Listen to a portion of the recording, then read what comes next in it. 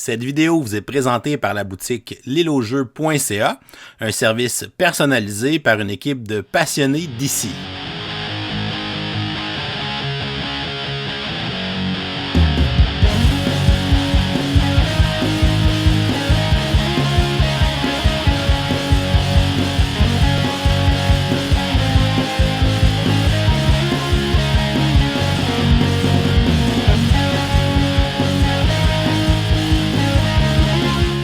Bonjour chers amis joueurs, ici LP, bienvenue à ce nouvel épisode de Kickstarter Star dans lequel je te fais un petit survol de la boîte de Frosthaven que je te montre intelligemment à l'envers.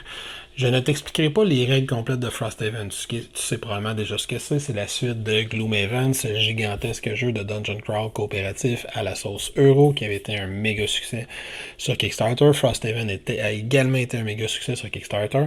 Fait que je vais assumer que si tu t'intéresses à Frosthaven, tu as déjà joué à Gloomhaven, donc que tu connais passablement bien les règles. Si c'est pas le cas, on a une vidéo sur la chaîne qui va permettre de te les expliquer. Je vais plus survoler les différences qu'il y a dans Frosthaven, qu'est-ce qu'il y a de nouveau, qu'est-ce qu'il y a de différent, et te dire à la fin si je trouve que c'est un meilleur jeu, un moins bon jeu, quelque chose d'équivalent. Bref, te dire si je te le recommande ou non, selon où tu en es dans ton expérience Gloomhaven. Fait qu'on passe ça très rapidement, je rentre pas du tout dans le détail des règles, mais très rapidement, tu me connais, je vais très rapide. Mais je rentrerai pas du tout dans le détail des règles, je vais faire un survol des principales différences, puis je reviens à la fin, te dire ce que j'ai pensé jusqu'à date de mes à peu près 20-25 premières parties de Frosthaven. Donc, commençons notre survol. Première chose que je vais te montrer, c'est une chose que tu vas avoir dans Frosthaven que tu n'as même pas dans Gloom. C'est-à-dire que tu vas avoir une fiche de campagne sur papier, puis on peut en faire plusieurs si on veut faire plusieurs campagnes, si on est assez motivé pour ça. Sur la fiche de campagne, premièrement, il y a une information qu'on gardait ailleurs dans Gloomhaven, qu'on garde ici, qui est les retraites de chaque joueur, fait qu'un personnage va se retirer. C'est là-dessus qu'on va compter. On se rappelle que dans Gloomhaven, ça donne des perks quand le même joueur retire plusieurs personnages. C'est encore vrai, la prospérité de la ville va fonctionner sensiblement de la même façon qu'avant. Et tout le haut, c'est nouveau. Ici, c'est là qu'on va coller les collants, les achievements permanents qu'on collait avant directement sur le plateau. Ici, c'est pas le cas. Ici, on a des perks pour le Town Guard. Fait que des choses qu'on va pouvoir débloquer. Là, évidemment, tu vois que je te montre une fiche vierge, pas celle de ma propre campagne. Puis d'ailleurs, juste ici. Ici, donc, on va avoir différentes ressources qu'on va garder. Fait que le moral de la ville, l'inspiration qu'on va avoir, la défense de notre ville, le nombre de soldats qu'on va avoir. On va avoir des ressources qu'on va garder en ville ici, qu'on va servir pour construire des bâtiments.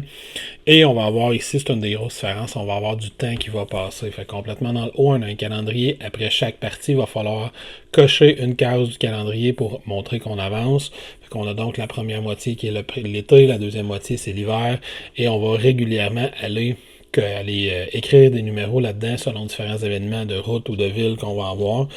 Et qu'une fois qu'on va se rendre à des événements qui sont numérotés, il va falloir aller lire des trucs dans le livret de section. Fait que première différence, on a une fiche de campagne. Deuxième différence, on va avoir notre structure de scénario qui est particulière aussi. Dans le Gloomhaven, on avait juste un livret, là on en a deux, on a le livre de scénario dans lequel on va aller choisir nos scénarios comme à l'habitude. Mais on va souvent nous demander d'aller lire des sections, des parties dans cette section-là. Dans mon livret de scénario, si je prends le scénario d'introduction, on va me dire, quand j'ai atteint la conclusion du scénario, on va lire 2.2. Si tu ouvres une porte, on va lire 1.97. Si on tue tel monstre, on va lire 2.1, ainsi de suite. Puis ça va faire référence à ce livret-là. Fait que dans ce livret-là, il va y avoir toutes les suites, les conclusions des scénarios, qu'est-ce qu'on va voir quand on va trouver une porte, etc., etc. C'est comme ça qu'ils vont garder l'espèce de brouillard de guerre qu'il n'y a pas normalement dans les jeux de société. Par contre, ça rajoute à la mise en place, étant donné que on va avoir, ça rajoute à la manipulation, pas nécessairement mise en place, parce que dans le livret de scénario, on va me demander, comme toujours, d'aller chercher tout le matériel que je vais avoir besoin, les tuiles, les monstres, les trésors, etc., tout mettre de côté. On va me dire les tuiles vont être placées comment.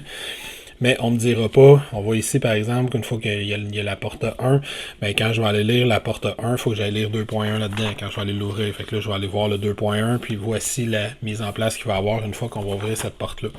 Fait que ça augmente la manipulation en ce sens où on va avoir toujours deux livrets à regarder. Toujours par rapport à la structure du scénario, on va avoir des grandes pages comme ça ici, qui sont les scénarios, puis ça m'indique quand on va regarder la structure de scénario, ça va m'indiquer quels scénarios suivent lesquels. Fait qu'on voit par exemple que ces scénarios optionnels-là, ils vont avoir une suite entre eux autres. Je le sais via les flashs. On voit qu'il y a plein d'icônes différents. Fait que tous les icônes vont être expliqués à l'endos d'une des pages. Certains scénarios vont être bloqués par des avancements que je dois posséder. Ça me prend par exemple un traîneau pour être capable d'aller faire un scénario qui a un symbole de traîneau comme celui-là juste ici par exemple. On va me dire que certains scénarios, si on regarde en haut, certains scénarios appartiennent à telle catégorie de scénarios. Fait qu'on va affronter des Algocs, ça rapport avec les Lurkers. Ça, c'est des scénarios. Les rouges, c'est des Personal Quests. Le Puzzle Book, c'est des jaunes pâles. Les Jobs Posting, c'est en orange. Ainsi de suite. Fait qu'on a un classement de scénarios beaucoup plus serré. En me disant qu'est-ce qui va débloquer les scénarios, qu'est-ce que ça va me débloquer quand j'atteins ces scénarios-là. Fait qu'on a une certaine idée avec les icônes de qu'est-ce qu'on va trouver dans ces scénarios-là. On voit qu'est-ce qui se bloque, qu'est-ce qui se bloque pas. Et pour montrer, sans trop spoiler, mais pour montrer, il va y avoir des scénarios qu'on va aller coller des X dessus, indiquant que selon les choix qu'on a fait, on pourra plus les faire. Ça, c'est comme dans le premier Gloomhaven. Fait qu'on a une structure comme ça. Fait que quand on nous dit de débloquer un nouveau scénario, on n'a pas une feuille de collant, on va littéralement là, ouvrir une petite porte. Dans cette petite porte-là, il va y avoir le collant qu'on va aller placer sur la map principale. Fait que c'est comme ça qu'on va progresser dans nos différents scénarios. Sinon, pour la phase de jeu, je vais résumer rapidement les différentes étapes d'une partie, comment ça fonctionne, puis expliquer rapidement les différentes différences. Les différentes différences, c'est beau ça comme phrase. Expliquer les différences. Fait comme dans Gloomhaven, avant chaque partie, on va commencer par faire un événement de route cette fois-ci. Par contre, mon événement de route, il va être dépendamment si on est l'été ou si on est l'hiver. Fait qu'on l'a déjà vu dans mon petit calendrier qui est ici. Dépendamment où on est, on va piger un événement. Dépendamment où on va piger un événement de route, fait qu'été ou hiver.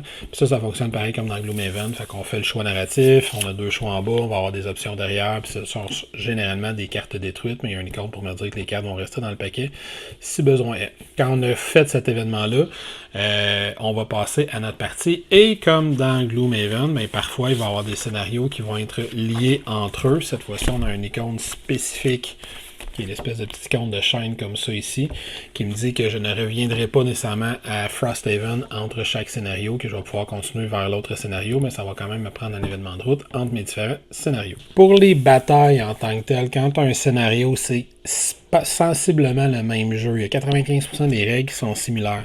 Je ne passerai pas toutes les différences une par une parce que tu vas vouloir les vérifier par toi-même de toute façon. Donc, ce que je vais te dire, c'est que dans le livre des règles, ils ont fait quelque chose qui est quand même sympathique. C'est qu'on voit qu'il y a 2 fonts, il y a 2 couleurs partout dans le livre des règles. Ce qui est écrit en noir, c'est les mêmes règles que dans le Gloomhaven de base. Ce qui est écrit en bleu, c'est qu'est-ce qui se modifie spécifiquement pour Frosthaven. Fait qu'on voit par exemple qu'il y a les Hazardous Terrain. Ça marche comme avant, mais il y a un petit truc en bleu qui est changé. Ce qui veut dire qu'il va également avoir, quand tu as des trucs qui sont complètement bleus, c'est-à-dire que c'est des affaires nouvelles, High Sea Terrain, c'est un nouveau terrain. Tandis que les trésors, j'ai juste certaines précisions sur comment ça va fonctionner. Fait que tu n'auras pas le choix de lire le livret de règles au complet quand même. Mais si tu sais déjà comment jouer à Gloomhaven, tu vas pouvoir passer par-dessus beaucoup des informations qu'il y a dans le livret d'instruction en te concentrant spécifiquement sur comment ça fonctionne, comment les nouveautés vont fonctionner.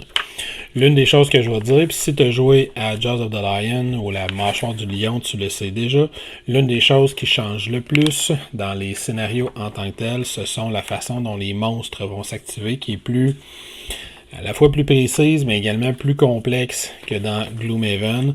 Fait que tout ce qui a rapport avec le focus que les monstres vont avoir, quel ennemi ils veulent viser, comment ils vont se déplacer, quelles tuiles ils vont éviter, etc. Ça a tout été changé, ça a tout été adapté, et ça va tenter d'être plus précis que ce qui était précédemment. Fait que les monstres vont se comporter de façon moins aléatoire, si tu veux, que dans le premier Gloomhaven. Fait que ça va être un chapitre qui va être important que tu lises précisément. Sinon, c'est sensiblement les mêmes règles. Fait que tu sais déjà comment jouer, pige 2 cartes, une action de zone, une action du bas, l'initiative dans le milieu, etc. On a encore des objectifs de bataille, mais il y en a beaucoup plus que dans le premier. L'une des différences, c'est qu'on va en piger 3 pour un scénario, puis on va en choisir une. Ça va nous donner des crochets pour aller atteindre nos perks. On a mis un petit tray comme ça pour les jetons. Moi, j'ai pas l'espèce d'insert en bas, j'ai vraiment juste l'insert de base. On a quelques nouveaux statuts. Il y a le statut Regen qui était apparu dans l'extension, qui est maintenant un statut de base. On a le statut Ward qui permet de bloquer la moitié des dégâts d'une attaque que tu vas recevoir, qui ressemble comme à ceci. On a un statut qui s'appelle Brittle, qui est ce statut-là ici, qui fait l'effet contraire, qui va avoir le double de dégâts sur la prochaine attaque que le personnage avec Brittle a subi. Il y a un statut, les autres statuts nouveaux, on a Bane, qui fait que je vais subir 10 points de dégâts à la fin de mon prochain tour. Si je le pars pas, ça part du heal. Puis on a un statut qui empêche d'utiliser les équipements pendant un tour. Les autres statuts sont les mêmes. Puis on a le Disarm, le Wound, le Immobilize, le Poison. On a des jetons de Bless et de Curse. Cette fois-ci, c'est pas une erreur, ils sont là pour une raison. Il y a le Stun, qui est là le Invisible, le Model, Strengthen, les autres statuts, c'est les mêmes. Je te préciserai tout de suite qu'il y a beaucoup moins de façons dans Frosthaven que dans Gloomhaven de jouer avec les statuts comme Disarm et Stun. C'est beaucoup plus difficile de faire sauter des tours aux monstres ou de les empêcher de s'activer. C'était beaucoup plus facile à faire dans Frosthaven pour le pire ou pour le meilleur. Autre différence qu'on va avoir, c'est le fonctionnement du loot. Le loot va fonctionner complètement différemment. Au lieu d'avoir un sou qui tombe à chaque fois qu'un monstre est tué, il va avoir un jeton de loot comme ça qui va tomber à chaque fois qu'un monstre est tué. Quand on va ramasser ce jeton de loot-là, on va aller piger dans un deck de loot.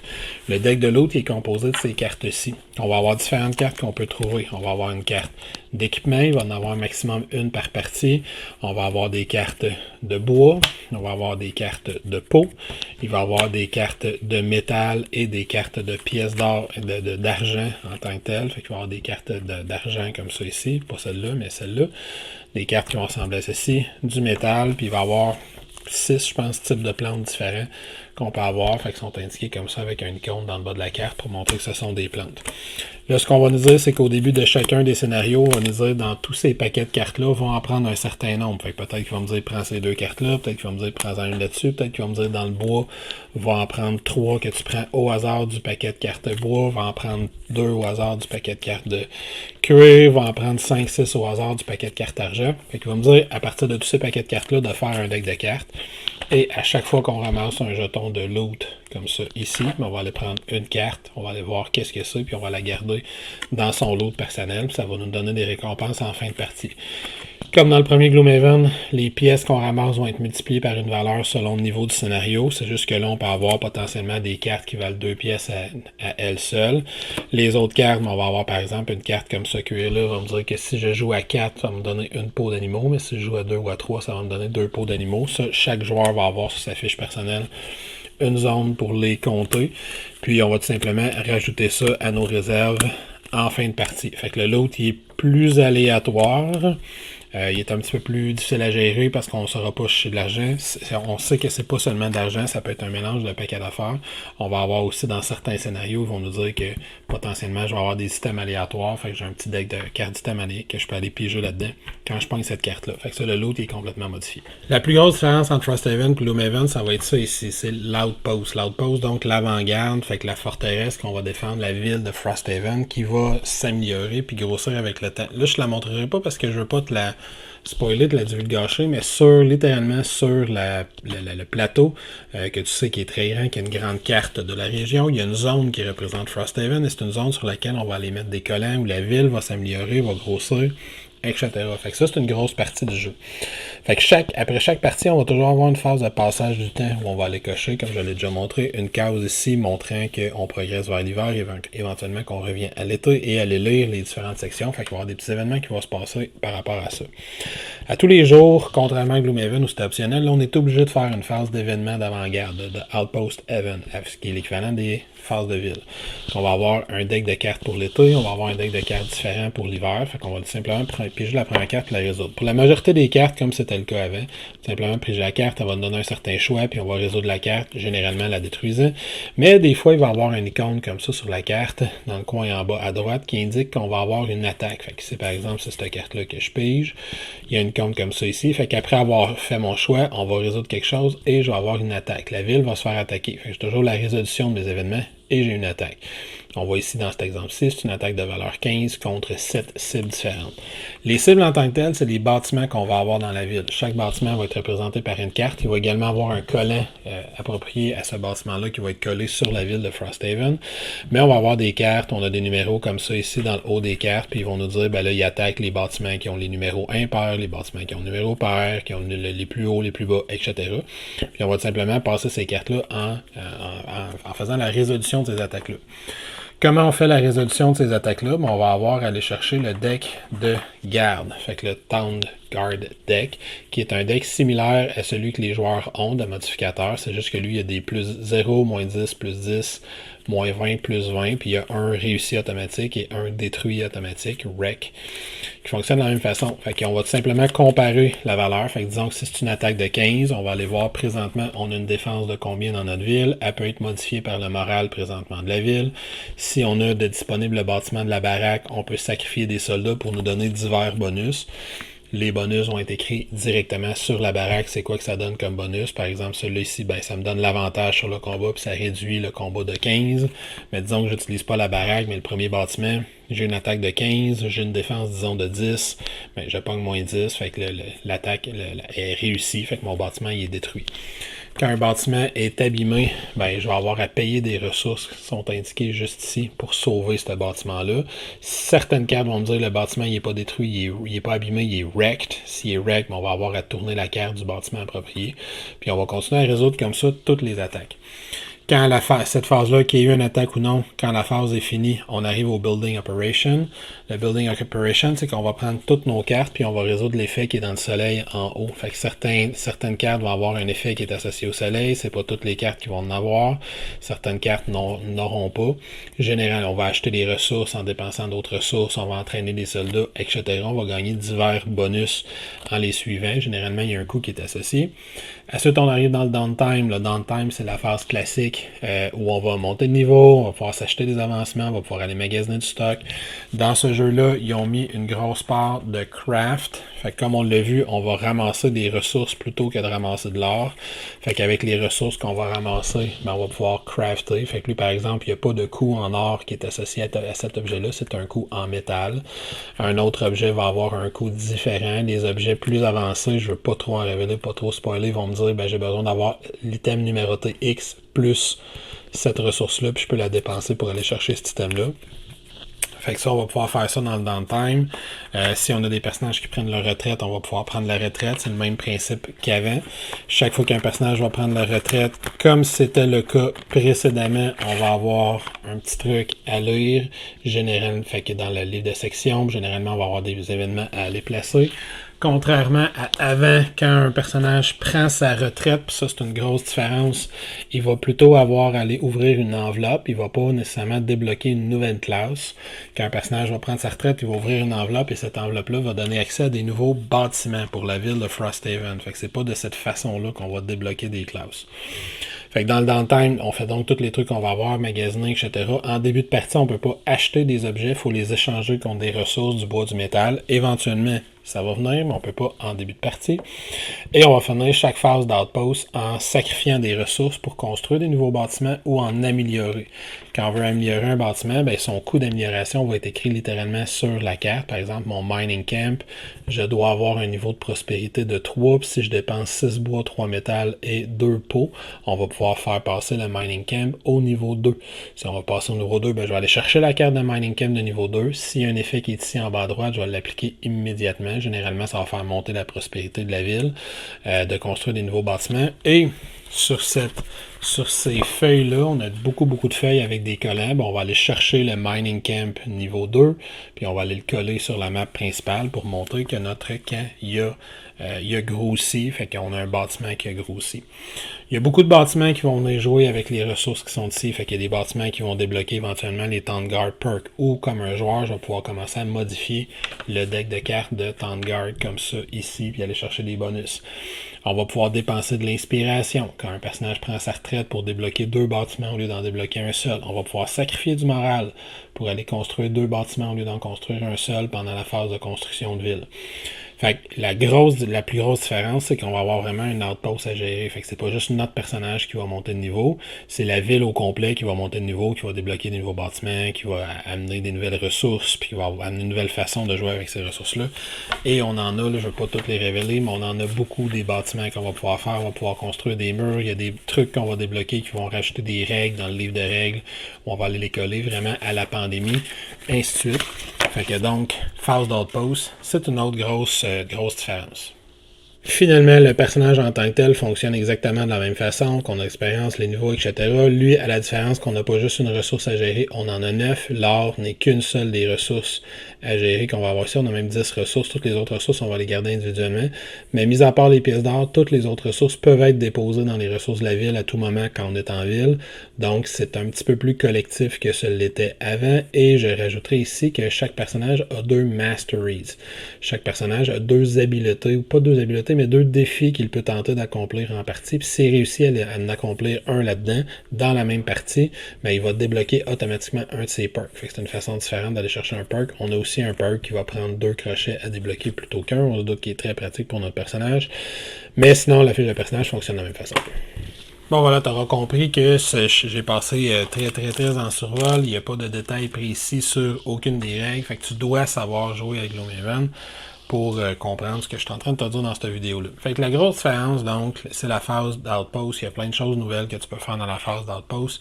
Puis il y a tout l'aspect d'améliorer la ville qui n'était pas présente nécessairement dans Gloomhaven. Tu as même des tableaux, tu peux croiser des plantes que tu trouves pour te fabriquer de nouvelles potions. Fait que maintenant, est-ce que j'aime ou je n'aime pas les différences, les appréciations, les nouvelles choses qu'il y a dans Frosthaven? Je t'avouerai bien sincèrement que je suis pas très chaud à la façon dont Isaac, notre bon ami Isaac, a changé ça. Premièrement, la gestion des scénarios, je ne l'aime pas malheureusement. La gestion des scénarios, on va avoir notre scénario qui est dans une page. Le scénario va t'indiquer qu'est-ce que ça me prend, c'est quoi les cartes que ça me prend, etc. Il y a déjà un setup que je trouve très long et pas agréable parce que je dois aller composer de façon arbitraire un deck de Lugh avant chacune des parties. Il y a 8 sortes de cartes différentes là-dedans. Il faut que j'en prenne 2-3 de chacune, 3-4, des fois 6-7, puis que je mélange tout ça ensemble. Fait que pige 3 cartes de métal au hasard d'un deck, le mélange-le avec 6 cartes d'argent que tu as pigé au hasard d'un autre deck, mélange ça avec 3 cartes de bois puis 2 cartes de cuir que tu as pris dans 2 autres decks, rajoute ces 3-4 cartes de plantes-là, rajoute une carte d'stem. Puis c'est à refaire au début de chaque scénario. J'aurais beaucoup mieux aimé qu'ils me fournissent un deck de loot préfet, puis que ça soit toujours le même. Et il rajoute à ça qu'il a mis dans un livre différent les suites. Je trouve ça tellement fatigant d'aller naviguer entre 2 livres différents à chaque fois. Fait que si on installe un scénario, puis en plus je trouve ça même pas plus pratique parce que de toute façon, dans la mise en place de scénario, tu me dis comment placer les tuiles. Et dans la mise en place de scénario, tu m'as déjà demandé de sortir tous les monstres, toutes les tuiles, tous les lots, tous les trésors, tout ce qu'il va y avoir dans le scénario. Fait que je le sais déjà qu'est-ce qu'il va y avoir de toute façon. Je le sais juste pas exactement ça va être placé où dans le scénario. Fait que tant qu'à ça, tu aurais pu juste me le mettre dans l'autre page pour éviter à naviguer partout là-dessus. Parce que littéralement, on va avoir un scénario. Quand tu vas ouvrir la porte 1, on va avoir 42.4. Va avoir 42.4. La 42.4, ça va dire quand tu vas ouvrir la porte 2, va avoir à 56.1. Tu vas avoir 56.1. Quand tu vas aller à la porte 3, va avoir à 324.8. Tu vas avoir la fin du scénario. Puis là, dans ce scénario-là, c'était aussi écrit quand tu vas atteindre la fin du scénario, va lire telle affaire. Puis à la fin du tour 7, il se passe quelque chose, va lire telle autre affaire. Puis c'est tout dans l'autre livre, il faut aller. Puis c'est tout très loin, les entrées les unes des autres. Je trouve ça très désagréable à avoir à manipuler là-dedans. C'est quelque chose vraiment que j'aime vraiment pas. Ils ont mis un insert pour le matériel, ça c'est sympathique pour que tu puisses classer tous tes jetons, ça c'est mineur, c'est sympathique. Il y a aussi un autre insert que je te montre pas qui est off caméra avec toutes les tuiles. J'aime beaucoup par contre au niveau des scénarios, ça j'aime beaucoup ça, cette espèce de guide là qui te permet de te retrouver davantage dans les scénarios, savoir qu'est-ce que tu veux faire, dans quel ordre, ça donne une certaine idée de si on commence cette quête principale là, elle va-tu dire 8, 10, 12, 15 parties, ça te donne une idée parce que tu veux voir toute l'orientation avec les flèches, ça c'est intéressant. Les phases d'événements, je trouve ça aussi intéressant comment ça fonctionne, les événements de route, autant les événements de route que les Outpost Events, qui sont intéressants les deux. Par contre, je suis obligé malheureusement de dire que j'aime pas tant la gestion de l'Outpost. Je trouve que c'est trop long pour ce que ça ajoute à ta partie. Fait qu'est-ce que c'est l'Outpost Event? Tu vas arriver, tu vas faire une phase d'événement. Si c'était, je fais une phase d'événement, puis ensuite, on achète nos nouvelles affaires, on monte de level, puis on continue notre chemin.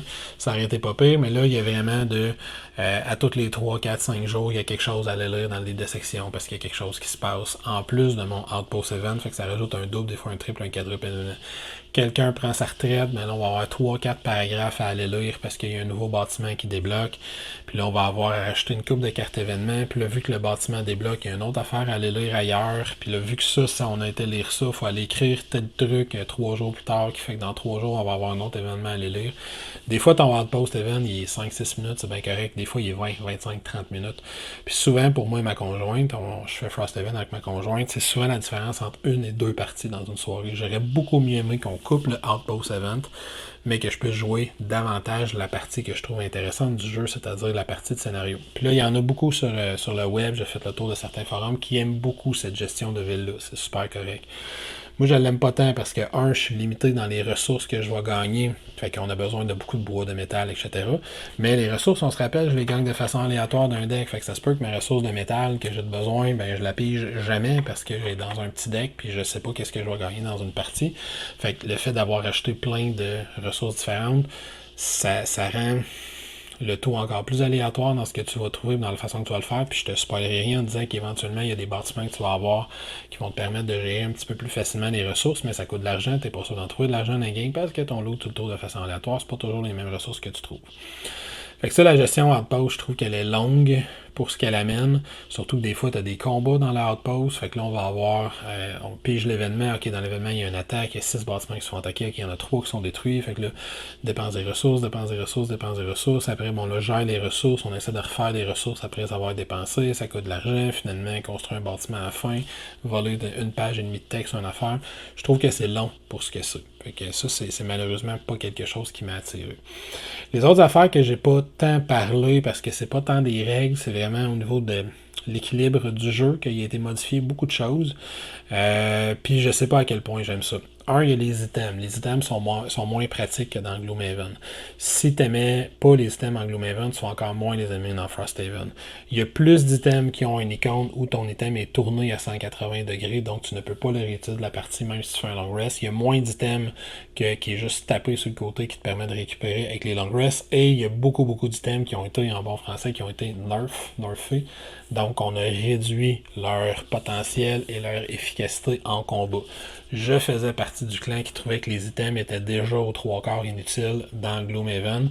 Je les trouve carrément inutiles dans Frosthaven, de façon très peu efficiente. Il y a quelques items, des fois, qui te donnent un bonus une fois dans le game, guéris-toi de 3, là, les classiques. Mais de façon générale, les items, quand on débloque un bâtiment qui nous donne des nouveaux items, on les regarde même pas. Là, on pitch la pile dans le paquet, puis on les regarde pas vraiment, puis ça nous change pas grand-chose dans notre partie. Puis de toute façon, les items servent pas à grand-chose dans le game, malheureusement. Fait que j'ai trouvé c'était déjà pas une mécanique que j'aimais beaucoup, la façon que les systèmes fonctionnaient dans le 1, j'aimais encore moins ça dans celui-là parce que il a enlevé de leur efficacité beaucoup de certains systèmes. Je trouve ça dommage. Même chose, je te spoilerai rien en disant si tu joues à Gloomhaven, qu'éventuellement tu vas débloquer la capacité d'ajouter des collants, des améliorations sur tes cartes, des +1, je vais ajouter un effet de model, de curse, de bless sur les effets que je vais donner. Il a complexifié beaucoup comment ça fonctionne. Il y a 5 ou 6 icônes différents qui déterminent quel type de collant je vais pouvoir mettre sur quelle carte. Au lieu d'avoir, il y a un point là, ben colle ce que tu veux là-dessus, puis voici le prix, voici les affaires que tu peux coller, puis colle. Puis si tu veux avoir un move 3 qui fait un curse à la personne à côté de qui tu bouges, ben amuse-toi avec ça. Là, il a vraiment complexifié ça. Fait que si c'est un carré, tu peux mettre juste des plus, mais si c'est un cercle, tu peux mettre un plus ou un élément. Si c'est un losange, ça peut être un plus, un élément ou un statut. Mais si c'est un losange avec un plus, ça peut être un statut positif, alors que si c'était l'affaire, il y a je pense 5 ou 6 différentes icônes qui indiquent quel type de collant tu peux mettre sur tes cartes. Puis la première fois qu'on les a lus, on a fait puis on n'a pas amélioré nos affaires finalement, ça ne tentait pas. Et en plus, il a enlevé des armes stun, des trucs que tu peux mettre sur tes collants, fait qu'il ne veut plus... En fait, le concepteur du jeu, il veut réduire beaucoup l'effet de contrôle que les joueurs pouvaient avoir parfois sur les monstres. Fait que de faire sauter des tours à des monstres, c'est vraiment difficile. Il a enlevé la possibilité de le faire avec des collants. Décide si c'est quelque chose que t'aimes ou que t'aimes pas, parce que ça prenait quand même énormément d'argent pour pouvoir faire ça avec Gloomhaven. Là, ça en prendrait encore autant, mais là, il a enlevé complètement l'option. Il y a encore le Curse Model, Wound, Poison, mais il n'y a plus le Stun Model. Le Stun puis le Disarm, ça, il les a enlevés complètement. Ce que je trouve, personnellement, je trouve ça un petit peu dommage. L'autre chose qu'il a changé, que j'ai rapidement abordé et que personnellement j'aime pas, c'est la façon dont les personnages vont prendre leur retraite. Qu'est-ce qui a rapport avec les retraites? Fait que là, il y a quelque chose qui a beaucoup changé. Dans Gloomhaven, quand tu prenais ta retraite, tu débloquais une classe, puis là, évidemment, comme tu avais un personnage qui était pris à la retraite, tu avais tendance à vouloir essayer cette nouvelle classe-là. Changer cette mécanique-là complètement. Quand tu prends ta retraite, tu débloques un bâtiment pour la ville. Donc, si j'ai quelque chose qu'il fallait que je ramasse énormément d'argent, mais je vais probablement débloquer un bâtiment de type marchand, quelque chose qui a rapport avec ça. Si j'ai une quête qui a rapport avec la découverte de nouvelles affaires, de nouvelles plantes, ben, probablement je vais avoir un bâtiment qui a rapport avec ça, et ainsi de suite. Thématiquement, ça fonctionne. Par contre, ça l'enlève, en tout cas dans nos parties à date, on a eu 4 ou 5 retraites, ça l'enlève beaucoup de l'espèce de hype, l'espèce d'excitation qu'il y avait quand tu prends ta retraite, parce que tu te ramasses à prendre un personnage que tu savais déjà qui était disponible de toute façon, parce qu'il faut que tu ailles piéger dans les personnages qui étaient déjà disponibles. Ça l'enlève de l'excitation. C'est moins fun, je trouve, de dire je prends ma retraite, cool, un botaniste vient s'installer en ville, que je prends ma retraite, mais quelle est donc cette nouvelle classe curieuse et étrange que je viens de débloquer puis que je vais pouvoir essayer dès la prochaine partie. Fait que ça, il y a cet aspect-là que j'aime moins. Comment tu débloques les classes? C'est que tu les débloques par l'histoire principale. Tu vas faire des scénarios, puis à un moment donné, comme récompense de scénario, on va te dire voici, débloque la classe qui a les chaînes, débloque la classe qui a le point, débloque la classe qui a tel symbole. Et par des événements, par d'autres événements, là, je ne vais pas t'en dire, mais il y a d'autres trucs que tu peux faire dans le scénario qui vont te dire que tu vas débloquer des classes. Mais à date, à tout le moins, peut-être qu'après 70 parties, ça devient très clair, mais à date, après une vingtaine de parties, il n'y a pas de fil conducteur clair qui te permet de savoir que je dois faire ça si je veux aller débloquer une classe. Fais des scénarios, puis un moment donné, dans un scénario, quelqu'un va dire, comme récompense, parfait, tu viens de débloquer telle classe, on te félicite. Ou tu vas lire une carte événement un moment donné, ou un événement à quelqu'un qui va dire, parfait, tu débloques telle classe. Fait que c'est plus dur de se faire un focus de dire on va essayer de débloquer une classe. C'est plus difficile à faire parce que c'est pas vraiment ce qui va t'amener. On a une petite idée de certaines affaires qui disent d'après moi, si on continue par là, on va débloquer une classe, mais t'es pas sûr. Puis t'as moins l'excitation de quand t'as un personnage qui prend sa retraite, d'avoir un nouveau personnage tout croustillant qui devient disponible. T'as plus cet aspect-là parce qu'à la place, tu débloques un bâtiment. Finalement, on va quand même finir du positif. Je te parle comme je te parlais d'un mauvais jeu. Les classes, l'histoire principale en tant que telle. L'histoire est beaucoup mieux écrite et beaucoup moins générique pour moi que l'histoire de Gloomhaven, qui est Gloomhaven qui tournait autour des grands axes narratifs classiques du fantasy. Celui-là, il va un peu ailleurs dans différentes histoires, puis comme grâce à ces espèces de grandes feuilles-là, tu as une meilleure idée de qu'est-ce que tu dois faire pour avancer dans les différentes histoires principales, puis tu as une meilleure idée de quelle mission va avec quelle trame narrative dans l'histoire qu'on est en train de faire. Fait que l'histoire est quand même cool. J'aime comment les scénarios sont liés entre eux. Ça aussi, c'est bien le fun. Et je vais finir en parlant brièvement des classes. J'ai vu en action peut-être à peu près 8 ou 9 classes différentes, fait qu'un petit peu plus que la moitié de ce qui est proposé dans la boîte. Et les classes sont, comme dans Gloomhaven, sont toutes extrêmement intéressantes. C'est encore une fois le point fort du jeu. Sont toutes super cool, celles que j'ai vues. Il y en a qui sont extrêmement complexes à utiliser. Je dirais cependant, puis là je ne veux pas rien révéler, mais dans les classes de base, ça c'est une classe qui est de base, une classe qui va contrôler plein de squelettes, qui permet de réutiliser ces squelettes. C'est une classe que les summons ne vont pas dans ta pile de l'os, qui vont rester dans ta pile active.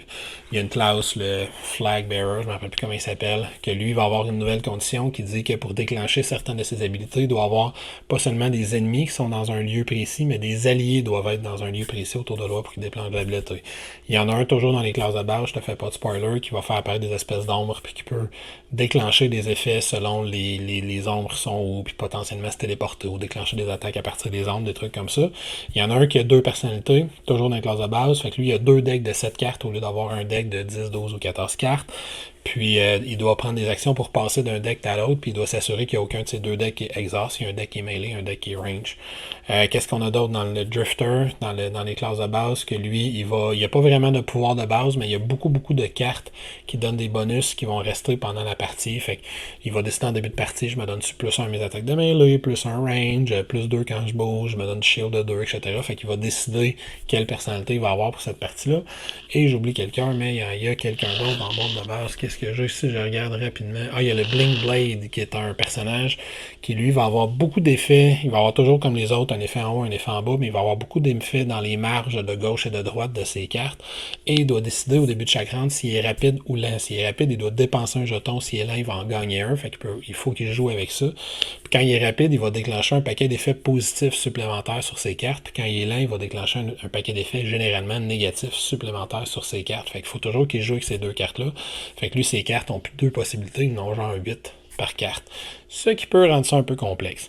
Ce que je dirais sur les classes, je les trouve toutes intéressantes, mais elles sont toutes, même les plus simples, beaucoup plus compliquées à gérer que les classes de base de Gloomhaven. Et si je me fie aux classes avancées qu'on a débloquées, j'ai débloqué la classe que c'est un espèce de cible, on a débloqué la classe avec un point, on a débloqué la classe avec les chaînes, on a débloqué plusieurs classes, et toutes les classes sont vraiment beaucoup plus complexes à jouer que les classes de Gloomhaven. Gloomhaven, j'ai peut-être joué 3-4 classes que je pouvais dire ça c'est vraiment compliqué, tu te casses la tête pour bien l'optimiser, etc. Celui-là, les 2 premières classes que j'ai joué, fallait que tu te casses. J'ai commencé avec le Blink Blade par contre, fallait que tu te casses la tête dès la première partie. Fait que c'est pas un jeu, je dirais pas que Gloomhaven c'est un jeu d'introduction, mais celui-là, il l'est encore moins.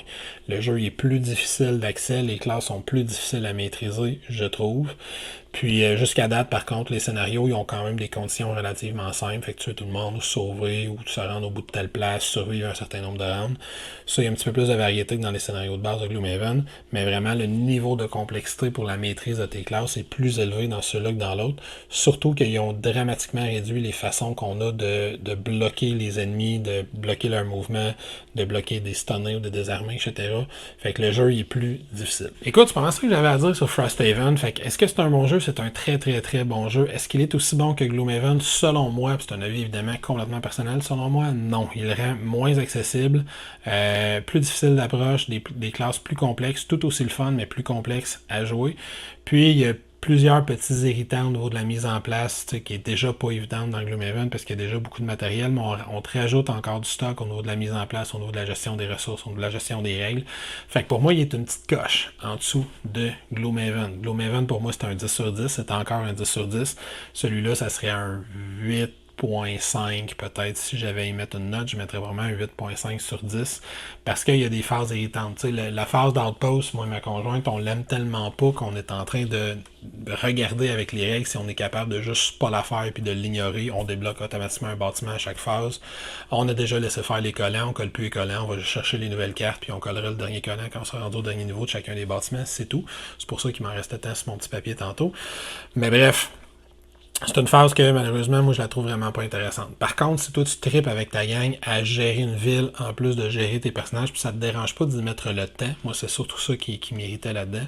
Peut-être que c'est quelque chose qui va beaucoup t'intéresser. En toute honnêteté, si je me fais aux différents reviews que j'ai vu jusqu'à date, c'est une phase très positive pour l'ensemble des joueurs. J'ai l'air d'être un petit peu tout seul dans mon camp qui aime pas ces nouveaux aspects-là de Frosthaven. Je suis très curieux, ceux qui ont déjà joué, que tu me dises, toi, qu'est-ce que t'en penses? Est-ce que t'aimes passer ce temps supplémentaire-là dans chaque phase d'outpost? Est-ce que tu aimes le niveau de complexité des nouvelles classes? Est-ce que tu aimes la façon qu'ils gèrent le loot, la façon qu'ils gèrent les équipements maintenant, l'imitation qu'ils met à l'amélioration de tes cartes, ces trucs-là? Est-ce que c'est quelque chose qui te plaît? Puis mine de rien, on leur demanderait, il y a beaucoup d'enveloppes dans le jeu que tu vas ouvrir. Il y a énormément d'erreurs dans ces enveloppes-là qu'on te dit généralement d'aller appliquer des collants à différents endroits. C'est pas des bons collants. Tu es obligé d'aller regarder sur BGG. Je déteste ça quand ça arrive. Je comprends que c'est une nouvelle édition, une première édition d'un nouveau jeu, ça arrive. Mais bref, c'est irritant. J'aime par contre beaucoup les phases d'outpost, j'aime beaucoup les habiletés des nouvelles classes. Fait que je dirais, tu sais, si t'as trippé sur Gloomhaven puis t'en veux plus, tu vas aimer celui-là probablement autant. Moi, je l'aime pratiquement autant. J'ai juste quelques irritants que le premier n'avait pas, que celui-là m'ajoute. Si tu n'as jamais joué ni à l'un ni à l'autre, puis tu dis, je vais commencer avec Frosthaven, il y a encore plus de stock à faire, je te dis, essaye voir si tu n'es pas capable avec Jaws of the Lion pour commencer. Peut-être que Frosthaven, je trouve que c'est un gros morceau à prendre pour quelqu'un qui connaît pas le système et qui n'a pas joué, parce qu'il y a beaucoup de petites affaires puis tu vas avoir beaucoup de trucs à apprendre dans tes premières parties en même temps, encore plus que dans Gloomhaven. Fait que probablement qu'encore aujourd'hui, je recommanderais Gloomhaven en premier, si jamais tu as le choix. Puis si tu tripes à faire Gloomhaven au complet, tu vas avoir une excellente maîtrise du système puis tu vas pouvoir aller vers Frosthaven. C'est pas un premier jeu pour moi dans cet univers-là. Je dirais dans l'ordre, si tu veux faire, fais Jaws of the Lion. Si t'aimes ça, poursuis vers Gloomhaven. Si t'aimes ça, essaie-toi avec Frosthaven. Puis là, tu vas avoir dépensé comme 500$ en jeu, fait que tu vas être correct pour un bout. Mais là, on parle de plusieurs centaines de parties, ce que je viens de te dire. Fait que pour moi, c'est un beau produit, c'est un très bon produit même. Il y a des nouveaux mondes, de nouvelles histoires, des nouveaux paquets de tout. Mais on dirait qu'il a comme poussé juste un petit peu trop loin le nouveau, puis de vouloir en rajouter pour le plaisir d'en rajouter. Sur ce, j'espère que ça t'a permis quand même de te faire une petite idée sur Frosthaven. Tu t'étais probablement déjà fait ton idée à savoir si t'allais aimer ça ou non de toute façon, si t'allais te le procurer ou non. Fait que j'aurais probablement pas changé ton idée. Mais je suis curieux que tu me dises toi ce que t'en penses. Fait que je vais t'inviter à venir t'abonner à notre chaîne YouTube si c'est pas encore fait. Je vais t'inviter à venir nous visiter sur Twitter, Facebook, Instagram. Pourquoi pas venir nous supporter sur Patreon pour que l'on puisse continuer à te fournir, dis-je, du matériel que l'on espère être d'excellente et de superbe qualité. Sur ce, ciao, fais attention à toi. Bonne exploration dans les montagnes glaciales de Frosthaven.